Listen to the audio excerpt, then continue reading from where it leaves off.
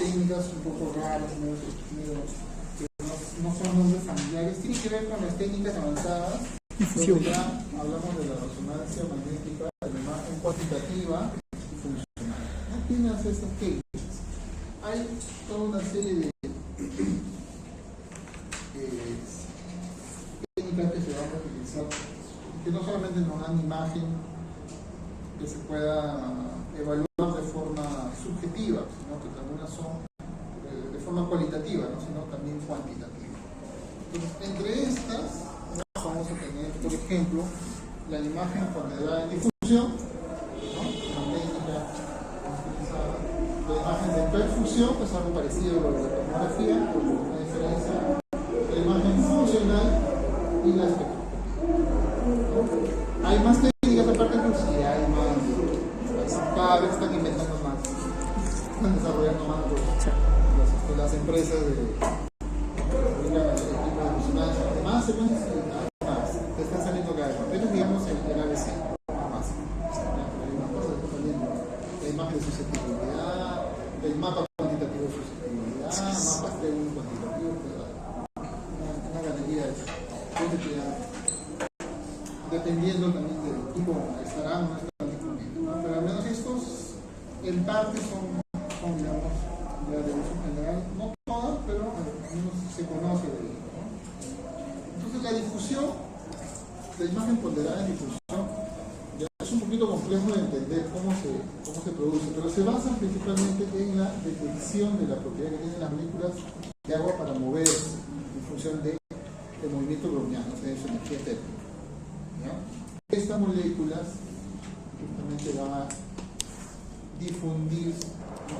Del espacio intracelular al extracelular y viceversa. Entonces van cambiando, ¿no? Yéndose de un lado a otro. Entonces estas moléculas migran de regiones de alta concentración a regiones con menor concentración. Un proceso, ¿no?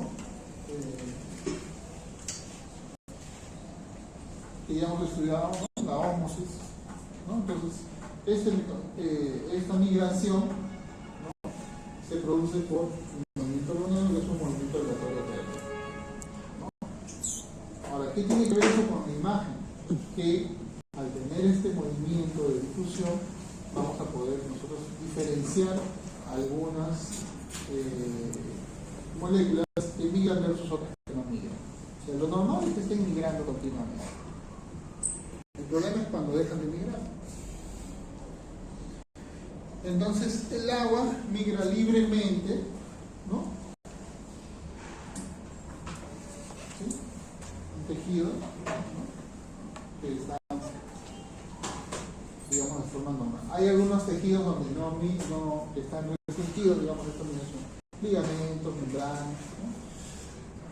Y dependiendo de la estructura, también, ¿no? Puede haber algunas restricciones a esta migración, pero también está restringida, o sea, la diferencia ocurre cuando normalmente debe tener difusión libre y esto cambia de un momento a otro. Esto va a cambiar por una situación patológica. Una situación patológica, como por ejemplo un aumento de celularidad. Entonces el agua que estaba acá libre ya se encuentra menos espacio, o un proceso de un edema también. Todo se concentra y el agua ya no puede migrar fácilmente. Entonces eso hace que cambie esa situación de la migración del agua.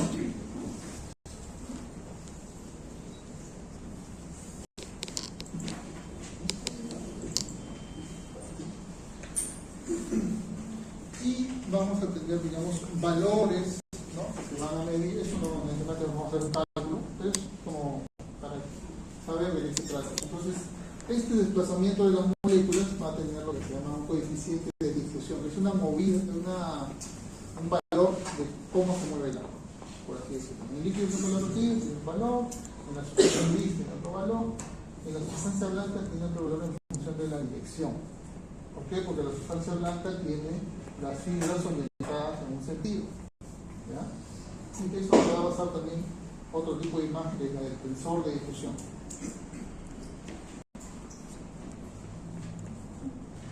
Entonces, esta difusión de agua, de las moléculas de agua, que en realidad nosotros estamos estudiando esta difusión a través del hidrógeno, pero el hidrógeno que está ligado a esas moléculas de agua, ¿no? Va a darse en una línea. Cuando nosotros estudiamos esta difusión, estudiamos en un voxel, y este voxel no necesariamente está hecho de un solo tejido, sino que puede tener varios tejidos, ¿no? Puede tener parte de líquido, parte de tejido cerebral, ¿no? Parte de un vaso de repente incluso. Entonces, en este voxel vamos a tener una mezcla de coeficientes de difusión. Nosotros hemos visto hace un momento sustancia gris, sustancia blanca, ¿no? Agua libre, etc. En un voxel vamos a tener una mezcla de todo. No necesariamente va a ser de una sola cosa. Entonces, como estos espines tienen distintos coeficientes de difusión según lo que están conformando, lo que vamos a tener es un coeficiente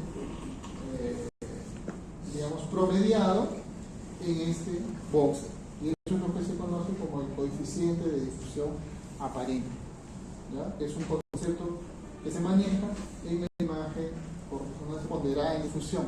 Entonces, cuando nos referimos, oye, y el ADC, ¿qué es el ADC? Es el coeficiente de difusión aparente. Entonces, es una imagen generada en base a estos coeficientes. O sea, ya no es una imagen morfológica, no es una imagen cuantitativa. O sea, nos representa en la imagen valores, ¿no?, cuantitativos de estos coeficientes de difusión, y que le va a dar una intensidad de señal en base a ese valor. O sea, ya no está ligado al tiempo de relajación, no, está ligado al coeficiente de difusión aparente. Es un coeficiente promediado que viene de estos valores que vimos hace un ratito, del coeficiente del PCR, de la sustancia de línea, de la sustancia blanca, etc. Entonces, claro, como son valores distintos, al juntarse se saca un promedio, y en el voxel se maneja ese promedio. Y ese promedio, difusión, ese promedio se va a representar con una intensidad de señal, más o menos, ¿no? ¿Sí? Entonces, la imagen de difusión va a mostrar una imagen morfológica más o menos de la difusión, pero el mapa ese muestra valores de este coeficiente de difusión aparente, que es un coeficiente promedio de lo que hay en cada voz. O sea, esta imagen de acá, me falta una imagen, está blanco. me falta una imagen. ¿Por qué no me va a dar una imagen? Ahora sí, chicos. Entonces tenemos dos imágenes. Una imagen que esta sí es cualitativa, ¿ya? Esta me muestra la imagen ponderada en difusión, ¿no?, que muestra el desplazamiento del agua, y donde está la difusión restringida, me lo va a mostrar como hiperseñal. Donde hay menos movilidad del agua, hay hiperseñal. Por ejemplo, hay una zona de hiperseñal. ¿Y eso por qué? Puede deberse de que el agua no circula porque hay un edema, porque hay un tumor, ¿no?, que impide, ¿no?, o hay una situación de ahí, de repente hay un sangrado, ¿no?, entonces es químico que también causa edema y restringe la difusión del agua, ¿no? Pero en cambio esta imagen de aquí no es una imagen que se evalúe de forma cualitativa, sino que me da información cuantitativa. Y esa información cuantitativa, que es los promedios del coeficiente de difusión, ¿no?, aparente en cada voxel, la representa de esta manera. Pues por eso se ve esta imagen así como media, ¿no?, ¿cómo les puedo decir? Una imagen no tan anatómica, ¿no?, sino como que una imagen fabricada artificialmente, ¿no? ¿Sí? Porque en realidad pues, no es una imagen tal cual anatómica, sino es una imagen que representa valores, hasta se ve así como pixeleada, ¿no? Porque representa valores de píxeles, y generalmente está con una matriz baja, ¿no? Demuestra esos coeficientes de difusión. ¿Sí? En este caso, el píxel, los píxeles van a representar la difusión restringida con una zona de pico de intensidad, una zona intensa en el mapa. O sea, digamos que la restricción de la difusión, mientras que en la imagen ponderada de difusión se ve hiperintensa, en el mapa del coeficiente de difusión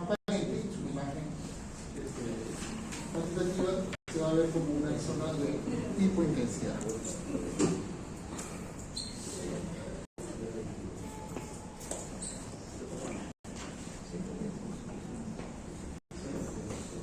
Ahora, ¿cómo se pondera esta difusión? Bueno, tiene un tipo de secuencia, ¿ya?, muy específica. Para empezar, es una secuencia que utiliza gradientes, ¿no?, y utiliza es una manera algo parecida al ancho de contraste fácil, ¿no?, pero en este caso digamos, la diferencia es entre los spins que se han movido y no se han movido del lugar por el proceso de la difusión. O sea, algo así como el contraste fácil, la sangre se está moviendo, ahora eso es el tejido estacionario, igual acá es el tejido estacionario versus los hidrógenos que sí se mueven y no se mueven más, pero por difusión del agua. Es un movimiento mucho más pequeño, obviamente, ¿no? Entonces este cambio de los spins en movimiento tiene un cambio de fase y provocan pérdida de señal. Los que no se mueven generan más señales, al revés, ¿no? Y por eso va a ser que la imagen pondrá en difusión en las zonas donde no hay movimiento de difusión, se dan como hiperseñal, ¿no? Utiliza pulsos de gradiente opuestos, ¿no? Y esto es todo un tema físico que le llaman gradiente bipolar, porque tiene digamos, dos, invierte la polaridad de la gradiente, por ejemplo, gradiente bipolar, hace un sentido positivo y luego negativo, y pero tengo un esquema un poquito más.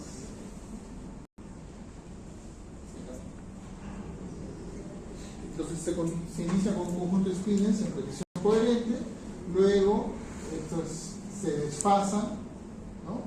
El número 2, ¿no?, se desfasan. Primero están todos, digamos, en fase, luego se desfasan por el efecto del pulso de gradiente. Acá todo es con pulso de gradiente, ¿ya? Por eso es una secuencia coherente. Y luego algunos spins salen por difusión del voxel, obviamente por efecto de difusión algunos salen y hay otros que se quedan, ¿no? Y vienen otros de voxeles adyacentes, ¿no? Pero hay otro pulso que va a desfasar completamente los spins estacionarios y hay spins que vienen de otro lugar y va a dar señal, ¿no?, de estos nuevos spins que vienen que provienen de otro lugar, ¿no? Este nuevo conjunto de spins. Y hay un momento en el cual estos van a quedar como una señal producida que no se ha movido. Entonces vamos a tener una renovación de la señal creando un nuevo contraste que es una concentración en difusión. O sea, se basa en el desplazamiento del hidrógeno del agua por el movimiento producido por la difusión del agua, ¿no? Entonces es un principio un poco distinto, no tiene que ver con el tipo de relajación de los tejidos en sí, sino solamente en base al movimiento del agua.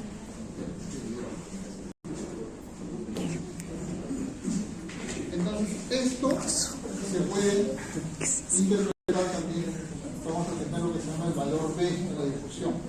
Para hacer todo este procedimiento que hemos visto de las gradientes y todo, hay, digamos, intensidades a las que se aplican estos gradientes, ¿no? Como decirle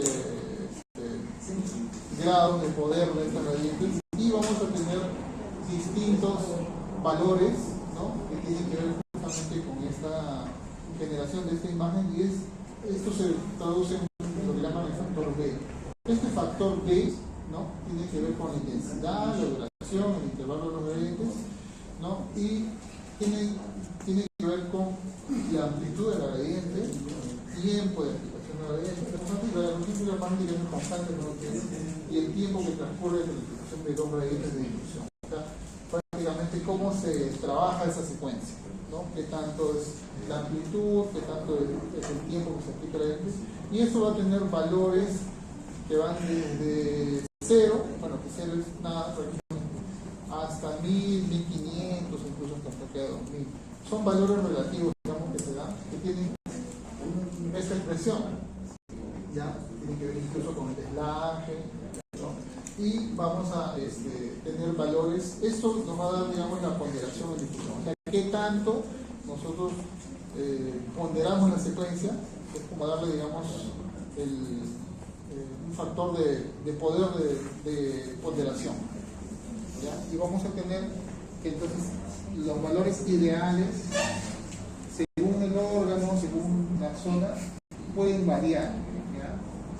Este factor B es algo parecido al B que usamos en contraste fácil, ¿no? Que seleccionamos la velocidad de codificación, pero en este caso tiene que ver con otra cosa, tiene que ver con los parámetros de las gradientes que utilizamos para generar esta imagen. Entonces, si aumentamos este factor B, la intensidad de las gradientes, es que nosotros no vamos a ir por simplemente elegimos este factor ya como tal, que va a variar de 0, 50, 100, 200, etcétera, hasta 1500, incluso más, y esta ponderación en difusión puede variar según el B que nosotros vendemos, ¿no? Entonces, para algunas zonas se trabaja de repente con un B de 600, de 800, como es por ejemplo la zona del abdomen.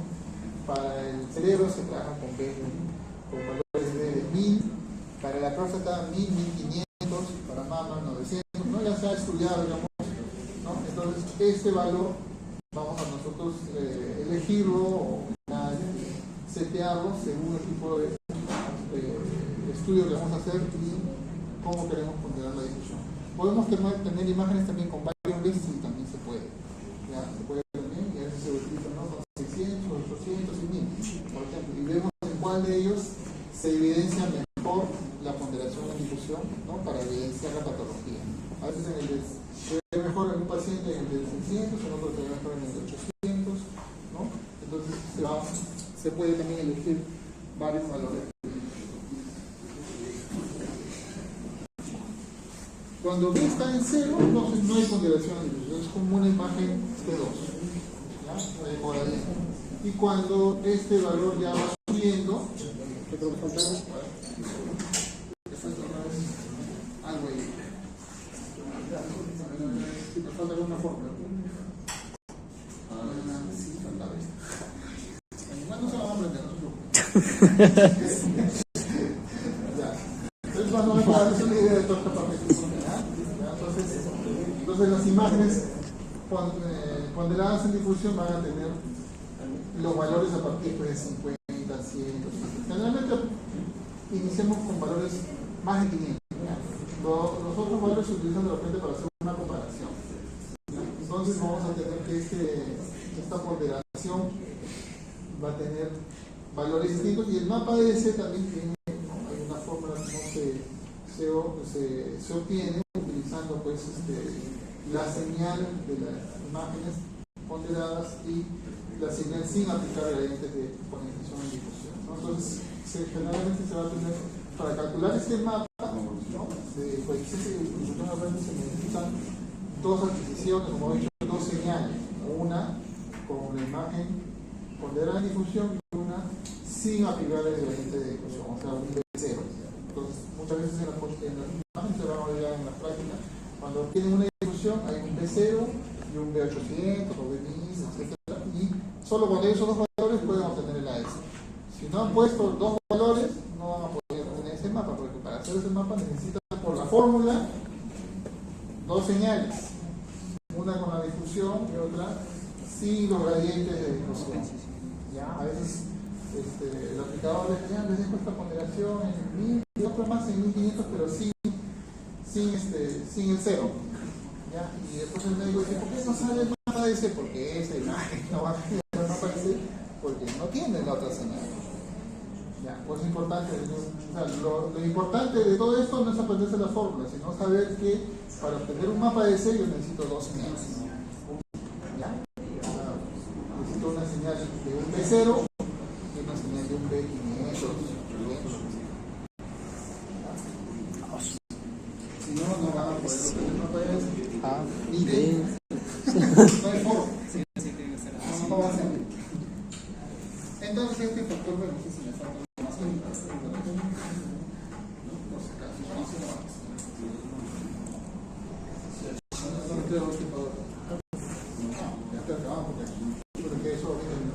entonces este factor B nos va a dar, por ejemplo, esta imagen que aparece como un P2, ¿no?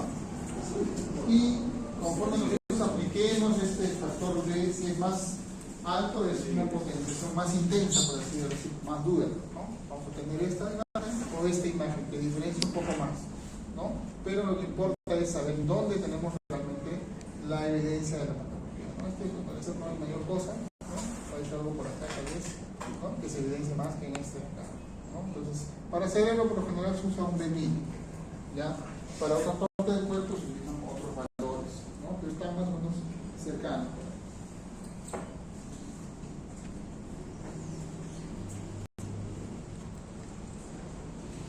Entonces, los mapas, recuerden que muestran el coeficiente de difusión, es una información funcional, no es cuantitativa.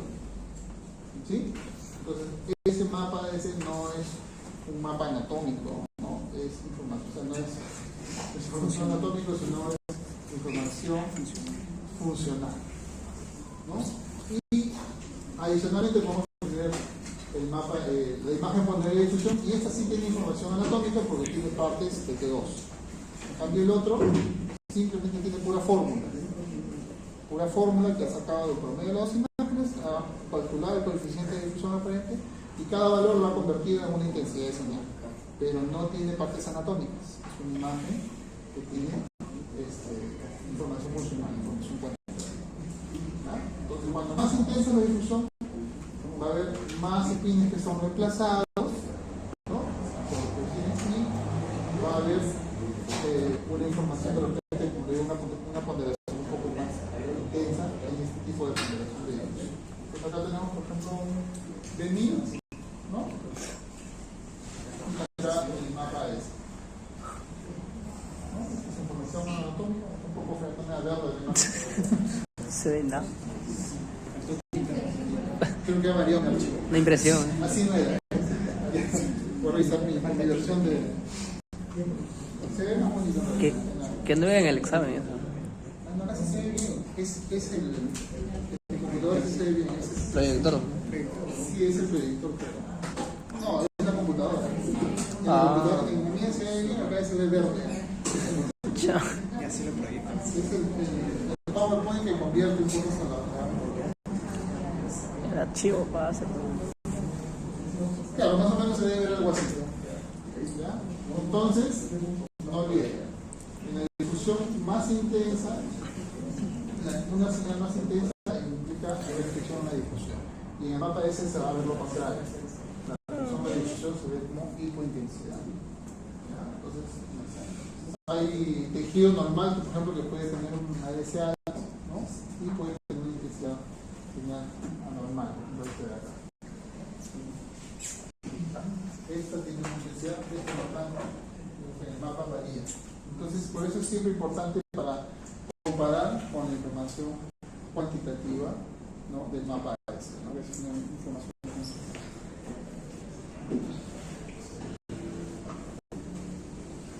Muy bien, y ahí pasamos a lo que viene a ser la perfusión. La perfusión es otra técnica, ¿no? Que utiliza el flujo de sangre. Es similar a lo que ustedes han visto en tomografía, ¿no? Pero en este caso va a basarse en el principio, ¿no?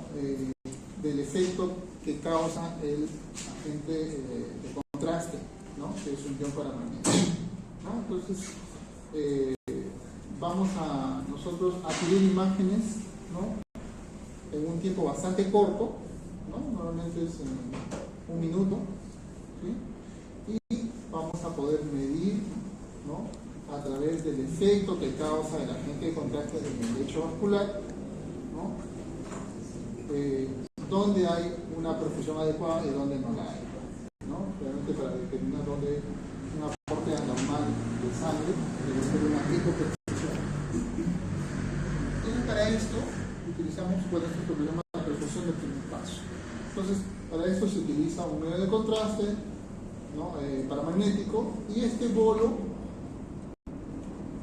va a hacerse visible, digamos, cuando pasa por el lecho capilar cerebral. No es una angio, es una perfusión. Si la perfusión es satisfactoria, ¿no? El medio de contraste se distribuye por todos lados de forma uniforme y luego se elimina en la circulación venosa. Pero cuando esto no es así, entonces no se va a distribuir de forma uniforme y vamos a tener un cambio, ¿no? Una zona distinta. Miren aquí, parece que hicieron Ya hicieron medición nuclear, ¿no? Sí. ¿Se acuerdan de la perfusión cerebral también con medición nuclear? Igualito se ve. ¿No? Entonces, pero en este caso la señal en la perfusión cerebral por resonancia magnética con primer contraste no es un aumento de la señal, sino es una disminución de la señal. ¿Por qué? Porque utilizamos imágenes ponderadas en T2 ecogradientes. No usamos imágenes en T2. Si fuera en T1, veríamos de repente un aumento de la señal como en tomografía, pero acá se utilizan imágenes en T2, ¿no? Y lo que vamos a buscar es el efecto de susceptibilidad magnética. ¿Qué pasa con el efecto de susceptibilidad magnética en T2? Hace que la señal Baje. baje, así como la hemorragia, así como un metal, etcétera, ¿no? Entonces un yo paramagnético que pasa por el lecho vascular hace que la señal decaiga. Y al reducir esta señal vamos a poder ver si hay o no una zona, ¿no?, que no cumple este patrón. O sea, lo normal es que la señal caiga. Si la señal no cae, hay un problema. Entonces, este mapa muestra todo donde cayó la señal y acá más bien no cayó. ¿Por qué no cayó? Porque no llegó suficiente aporte de sangre y por ende menos agente paramagnético, ¿no? Entonces, la diferencia de susceptibilidad va a ser justamente que se pueda visualizar esta zona que no tiene una perfusión adecuada, ¿no? Entonces, ese es el principio. Entonces acá no buscamos hiperseñal, sino hiposeñal. Bueno, la hiposeñal es lo normal. Si buscamos en zonas donde no haya esa Señal. Entonces el polvo de contraste va a causar esto en la señal, ¿no? El de contraste es donde este pico de caída de señal. Eso es lo normal. Si esto no es así, quiere decir que vamos a estar Problemas. frente a una zona de... Entonces, esta gráfica, por ejemplo, muestra en la gráfica global del bolo, que normalmente ingresa y causa la caída de señal, y luego se recupera, ¿no?, y continúa, ¿no? Entonces, esto nos da una descripción del transcurso de la perfusión en el tiempo, ¿no? Y se evalúa finalmente para que luego los cálculos que vamos a hacer nos dé datos precisos. Es importante ver esta curva de caída de señal para ver que la perfusión está bien hecha, porque puede que de repente no se hizo bien, hay un cambio ahí, algo ha pasado, de repente no se usó una técnica adecuada o no se ha hecho la adquisición en el momento correcto, ¿no?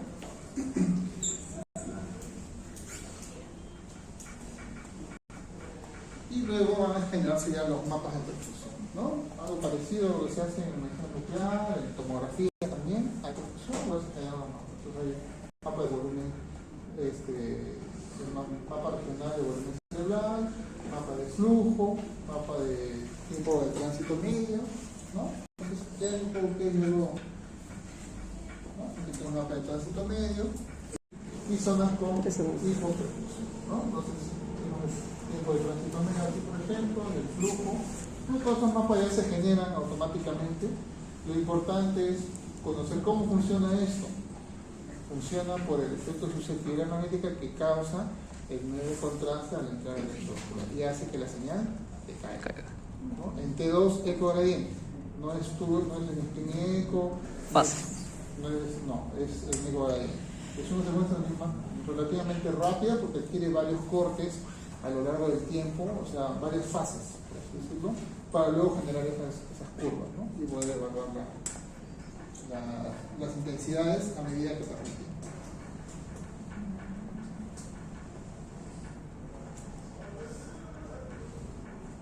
Entonces, cuando hay una perfusión reducida, este pico se va a reducir, ¿no? Entonces podemos incluso generar un mapa de puros piquitos, ¿no? Hay una gráfica de puros picos y justamente tú pones un ROE por acá y vas a ver que ese pico, en vez de caer, no cae tanto, está reducido. Entonces ahí estamos hablando de una zona hipoperfundida, ¿no?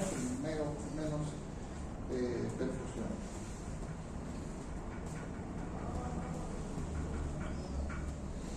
Hay perfusión también que puede estar retrasada porque el tiempo en el cual se espera que aparezca ese pico está un poco más allá. También puede medir ¿Por qué se ve como que trazado por partes, por el borde, o sea, contornea lo negro? Pero es que este es un mapa cuantitativo. No es una imagen, esto tampoco es una imagen anatómica, es una imagen funcional que está formada a partir de esos picos. Y según la intensidad, ¿no? Te va a mostrar. Estos son mapas, este es un mapa de tiempo de el tiempo del pico, el time to peak, ¿no? Es cuánto demora en bajar ese pico. Entonces algunos demoran más, algunos demoran más. Si demora más es porque hay hipoperfusión.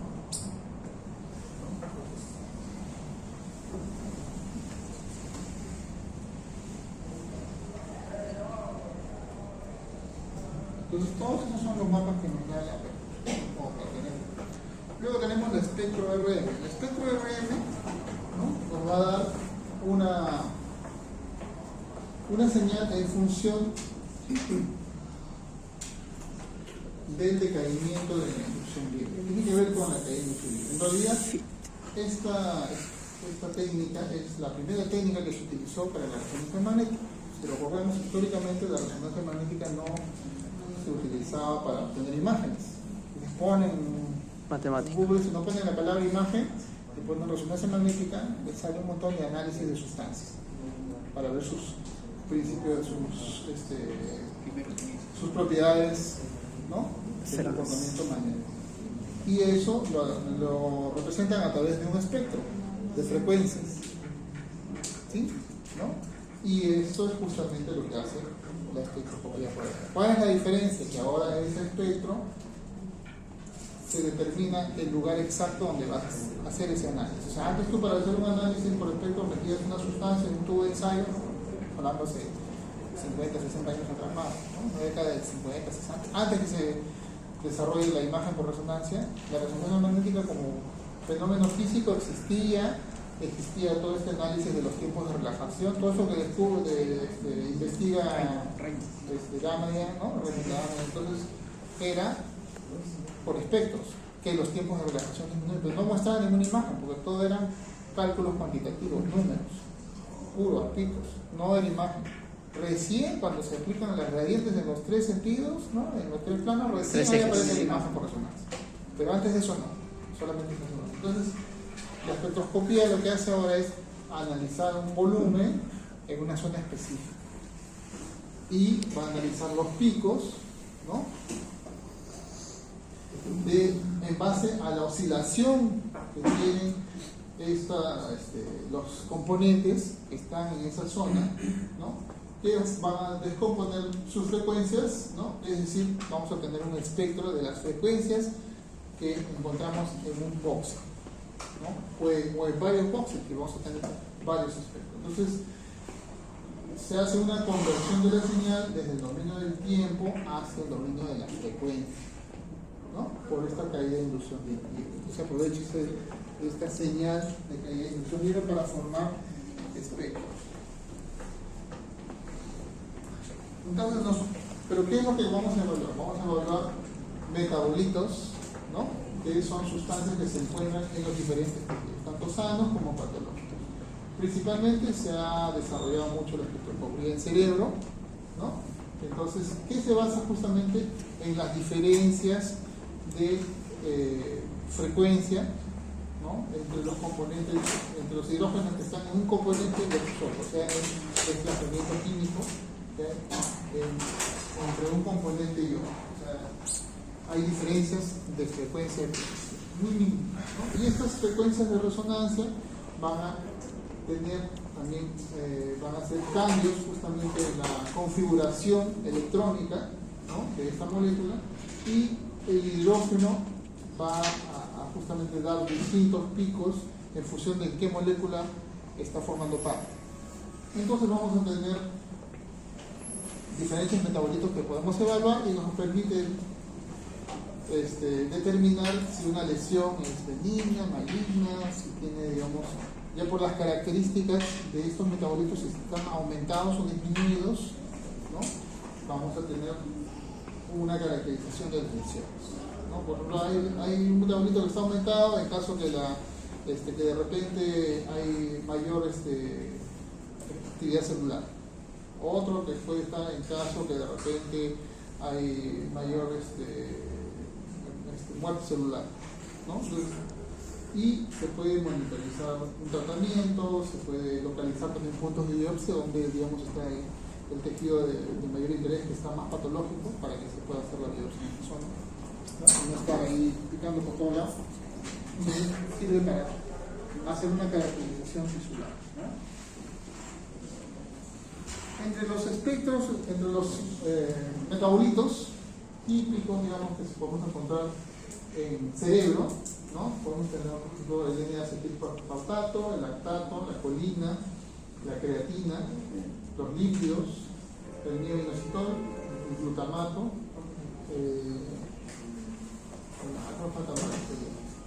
lípidos, mioinositol, colina, creatina, glutamato, ya hay otros más. Entonces algunos son neuromarcadores, ¿no? Anaeróbicos. Crecimiento celular, neurotransmisores, tienen distintos significados, digamos, su presencia o aumento, ¿no? Entonces, esto es esta tabla. Este más o menos es un espectro típico de estudiantes, ¿no? Siempre el pico de N-acetilespartato es más alto, de la constitución que va por ahí, ¿no? Sí, es más o menos lo que tengo acá. Me falta información para variar.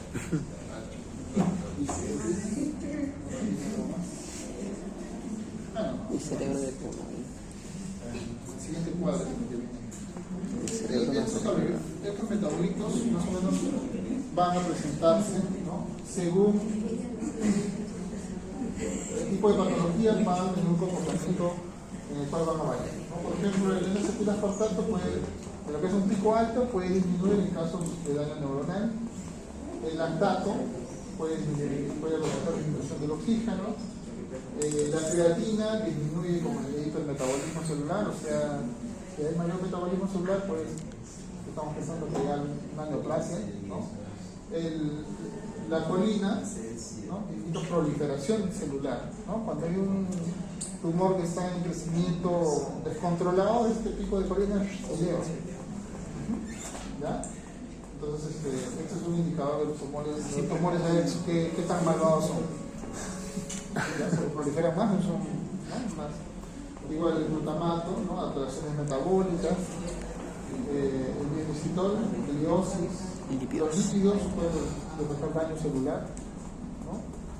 Y también la alanina, ¿no? El meningioma, cuando encontramos alanina, puede ser un meningioma. Aunque los meningiomas son típicos por la forma, ubicación y todo. Meningitis. Pero entonces, estos metabolitos, a través del espectro, ¿no? Vamos a ver cómo está su composición, si están alterados, y nos van a servir como biomarcadores. Entonces aquí no tenemos una imagen en sí, tenemos un espectro de un voxel, pero necesitamos una imagen previa para localizar ese voxel. O sea, esto no se puede hacer sin antes tener imágenes previas, que por lo general imágenes en los tres planos. No imagen en un plano, ya pongo, yo tengo que ver además. Es importante que estos, vamos a buscar estos metabolitos, el volumen que yo estoy analizando no contenga hueso, no contenga líquido, ¿no? Solo tejido. Ni aire. ¿Ya? Porque si no sale un espectro así, cualquier cosa. Entonces es importante que para la planificación yo tenga imagen en los tres planos. ¿Ya? Y a veces nos piden evaluar este espectro en hipocampo, o evaluar espectro en cíngulo posterior, ¿no? O espectro en ganglio saltado, o en locus medio, o en núcleo rojo, ¿no? O si no, en sustancia negra. La blanca. ¿Ya? Todas esas cosas raras, sí, todo eso está dentro del cerebro, por si acaso. Entonces, todo eso son localizaciones ya típicas que nos piden para evaluar algunas patologías, para Parkinson, para Alzheimer, para Esquizofrenia. epilepsia, sí, también pacientes con alteraciones mentales, ¿no? O simplemente, bueno, lo más común para evaluar un tumor. Entonces, por ejemplo, ¿dónde no vamos a utilizar espectro? O así nos lo pidan, para ver un quiste. No, pues si decimos no se debe poner en líquido, No, aquí es. un quiste es no tiene nada que ver con hacer espectro. Pero aún así hay médicos que lo último que va a hablar, espectro es una lesión quística, no tiene sentido. También el espectro está solamente el tejido, ¿no? Si es un tejido neoplásico que agarra la mayor parte del tejido neoplásico, es posible que no coja nada de líquido, ni hueso, ni aire. ¿Ya? Eso es importante, porque si no el espectro va a salir cualquier cosa. Ya va a salir de la forma pística y con los picos uno más altos, no va a salir una curva que no tiene nada que ver. Tipos de adquisición, hay dos tipos de adquisición. Una que es univoxel, que es un solo cubito, como este de aquí, y otra que es multivoxel, que es como una plancha de cubitos. ¿Ya? Entonces, un cubito que puede tener, tiene las tres dimensiones, ¿no? Ancho, bajo. Suelen ser a veces de 2x2x2, pero pueden ser también más largos, pueden ser también no solamente cúbicos, también pueden ser menos rectangulares, o una matriz de varios, lo que llaman la técnica multivoxel, que son varios voxeles, ¿no? Y se compara parte de tejido sano con tejido patológico. Porque la zona patológica es aquí, entonces compara un voxel acá y también puedo comparar un voxel aquí donde está sano. Diferencias entre ellos, discrimina más metabolismos que el otro multivoxel. Entonces acá tengo más zonas, pero menos metabolismos. Acá tengo un solo voxel, una sola zona, pero puedo discriminar más metabolismos. Otras diferencias, como esto se basa en el desplazamiento químico y la diferencia de frecuencia de precisión, va a ser más preciso en equipos de más alto campo que en equipos de menos campo. En un equipo abierto no se puede hacer cualquier cosa, ni siquiera bien habilitado. Equipos de 1, 1.5 para arriba, bien habilitados. ¿No? Los equipos abiertos no hacen espectro. Entonces, puedes trabajar en un equipo abierto, espectro no hace. Y muchas cosas no se van a hacer porque no se puede, sale muy mal imagen, ¿no? Por más que la IA no hay, sino porque no hay diferencias de precisión notables para que puedan salir un buen espectro. Pero en equipos de alto campo es más confiable, ¿no? Los espectros mientras más altos están. Es más, en equipos esos que son de investigación de 7T, de 3T, y ya están haciendo pues, espectro no solamente del hidrógeno. Ojo, todo esto que estamos hablando es del hidrógeno. ¿Se puede hacer en otros elementos? Sí, se puede, pero se necesita otra antena, otro software. Se hace en el sodio, en el fósforo, ¿no? El carbono. Y equipos de más alto Y campo. son equipos de más alto campo. De 3 teslas, yo creo que ya están habilitados para hacer del sodio y del fósforo. Busquen en las páginas en Philips, si tienen, los que tienen. Algunos ya vienen con esa opción y vienen con una antena específica para espectro de esos otros elementos, ¿no? Pero lo común es espectro del hidrógeno, ¿no? Bueno, lo común para los que hacen espectro, pero no todos los equipos que son así.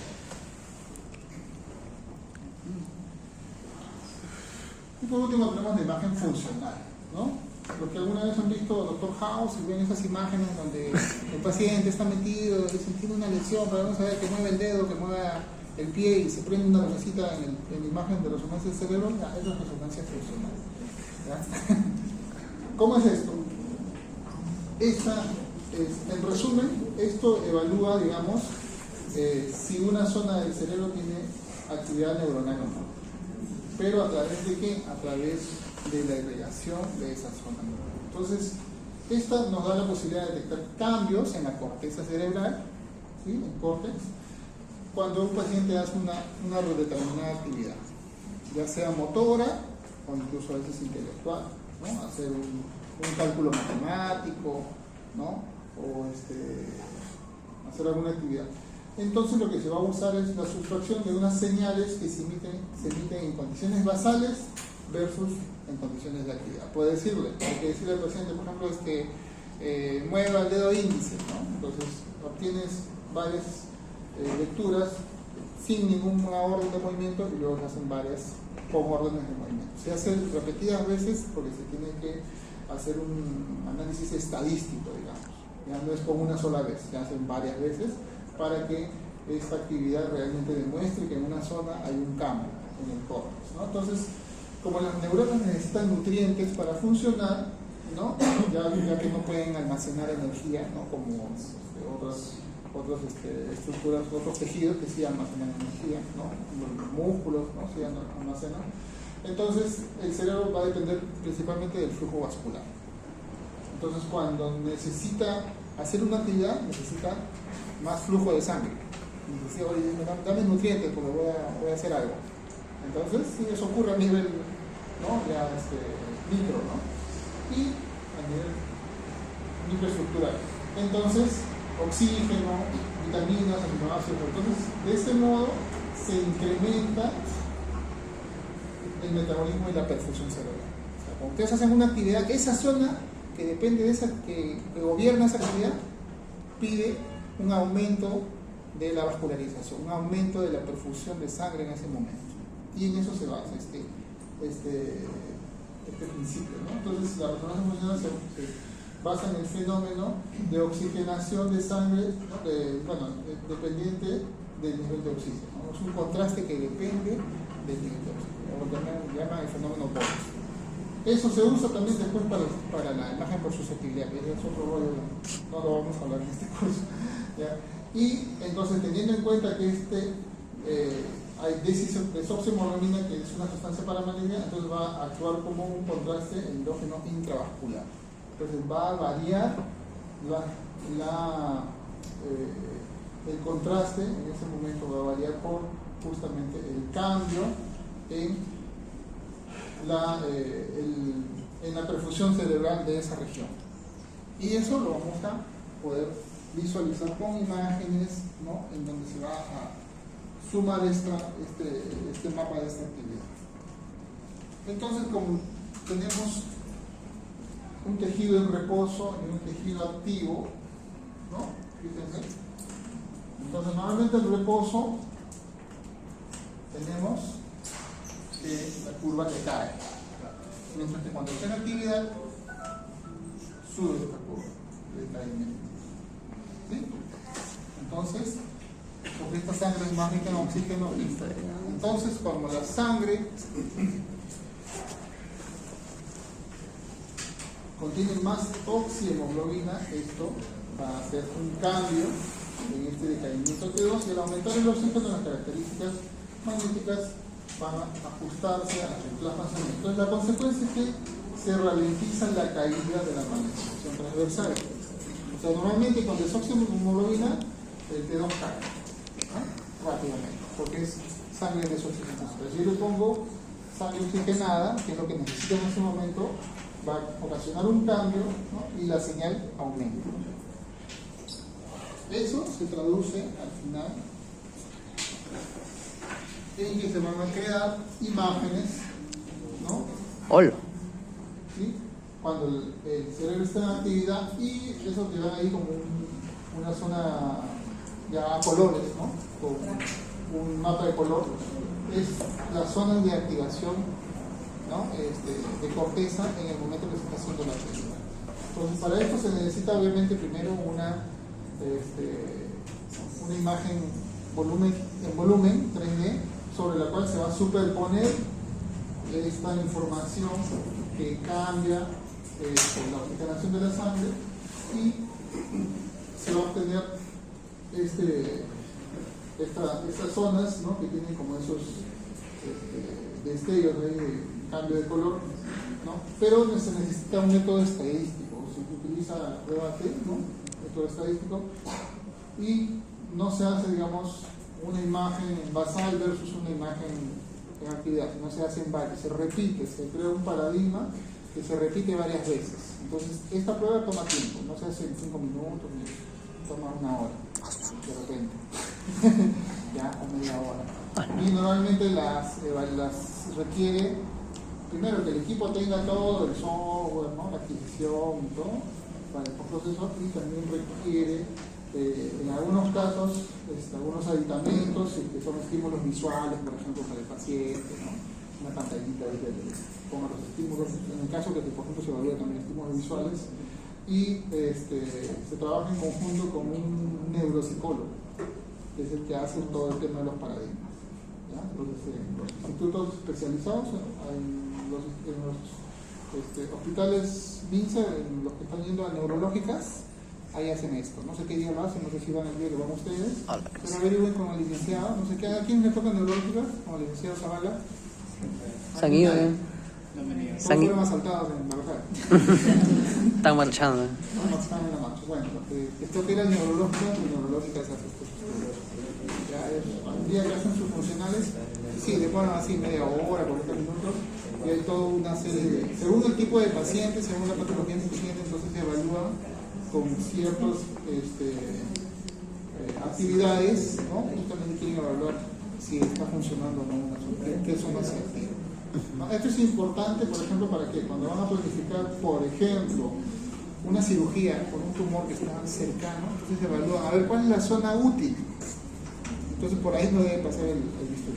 Ah, Es uno de los motivos, por ejemplo, por el cual se puede hacer, ¿no? Entonces el paciente tiene una patología y lo vamos a operar, pero le vamos a hacerle primero una prueba funcional para no quitarle funciones vitales, ¿no? De pensamiento, del habla, motoras, etcétera, ¿no? Porque si no se puede, ¿no? Sí, Entonces es una de las tantas aplicaciones que puede tener, ¿no? Entonces preservar las zonas, ¿no? Que tienen esta activación. yo necesito eso.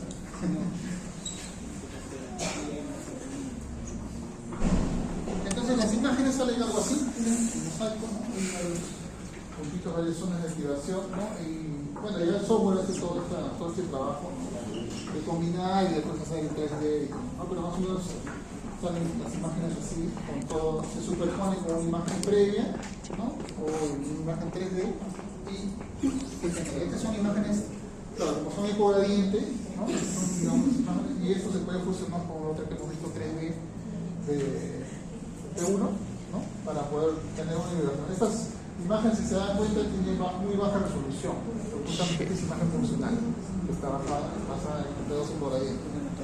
Para ver una ubicación exacta, ya pasamos a fusionarlo con una imagen T1.